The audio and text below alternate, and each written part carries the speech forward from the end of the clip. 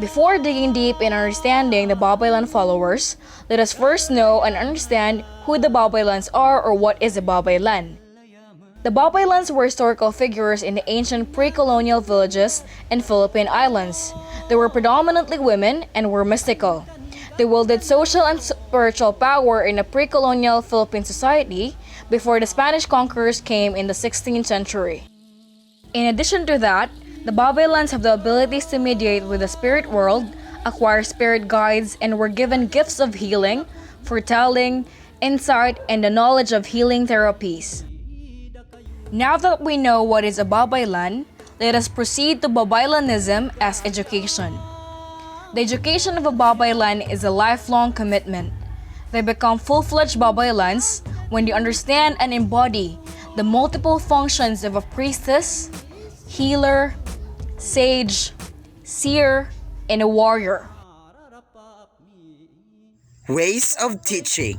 The Babaylan used oral tradition as their mode of teaching and communication to their followers or believers. They used their native tongues in inviting and asking the divine source. Examples given are praying, chanting or rituals, and singing. Skills and lessons to teach. Babaylanism is transmitted from one generation to another generation. Believers or followers who want to become a future Babaylan must acquire the following skills and lessons. A teacher. They provided vocational training specifically for making medicinal practices and utilized a writing system known as baybayin. Stories, songs, poetry, dances, rituals, and even advices or consultation regarding all sorts of community life issues. These were passed from generation to generation. For example, the first recorded arm revolted by a Babaylan was the Tamblut, uprising of Bohol in 1621 to 1622. It was led by a male shaman named Tamblot, who saw the spread of Catholic in Masatran. He rallied around 2,000 followers in an effort to return to the old ways, but his rebellion was crushed by the Spanish authorities with the help of converted native auxiliaries. A healer. Secret call would come in a dream, or the person could experience a life-threatening illness, be healed by prayers, and experience a change of consciousness. It was called sinasapian, a spirit possessing the self, removes diseases, brings about health and wholeness in the physical and emotional well-being of the community. For example, a religious uprising in 1785 in Itoy, modern Artajo, Nueva Vizcaya, was led by a healer named Lugatao. He claimed that an outbreak of smallpox in northern Luzon was a result of the natives abandoning their ancestral beliefs. Visionary, the one who could identify and solve the problems of the community, intuits and perceives truth and understanding, and share this with the family and or community, from which actions are taken to move forward for development, success, harmony, and peace. For example, Francisco Gonzalez, alias Francisco Salas or Fruto Salas of Jaro Leyte, who claimed in 1888 that he was a king sent to save people from another great flood by leading them to a city that would rise from the waves. Warrior takes a stand for not only survival, but also for the change for the better, for fairness, justice, and for balance and harmony in the community. He or she must be able to wield a sword or a weapon for defense in the community. For example, the Bangka revolt was led by a dato named Bangkao and his son Pagali, who was a Babaylan. Bangkao's rebellion was notable as Bangkao was one of the first converts to Catholicism in the Philippines. The rebellion was defeated by a Spanish Governor-General Alfonso Fajardo de Intiza. Bangkao was beheaded while Pagali and 81 other Babaylan were burned at the stake. Babaylanism aims to build a culture of justice, peace, and spirituality. Babaylans are inherently peacemakers and ecologists, especially when challenged by power wielders of capitalism and materialisms.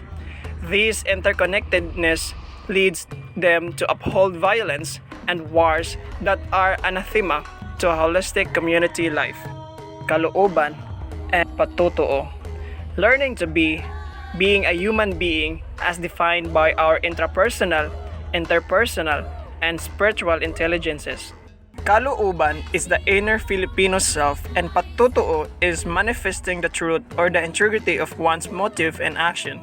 The sense of right and wrong that understands their own personal mission, understands other people's psychology, and being to the attention of a divine being. Kabuhayan and kaalwanan, learning to do, nurturing our life, sustaining intelligence. Paghahanap buhay is life smithing to achieve kaalwanan. The goal of work is to live and enjoy the ease of living. Kaalwanan is a vision of simple comfort, as opposed to the materialist and wealth acquisition drive of other people. Their comfort is linked to the comfort of the country, which means that the workers and the citizens' collectivity make a nation rise beyond survival. Karunungan and kaalamang bayan, learning to learn, nurturing our collective heritage and traditional knowledge. Karunungan as a framework in guiding social practice and mode of learning leadership is based on inclusive learning about humanity towards the context of kaalamang bayan, liking knowledge of social structure, traditions, ritual, and oral knowledge. Knowledge is shared and expertise is recognized. Kapwa and kapatiran, learning to give and work together as compassionate people. Kapwa refers to interactions that are non-sexist and non-hierarchical. Social intelligence is interpersonal intelligence.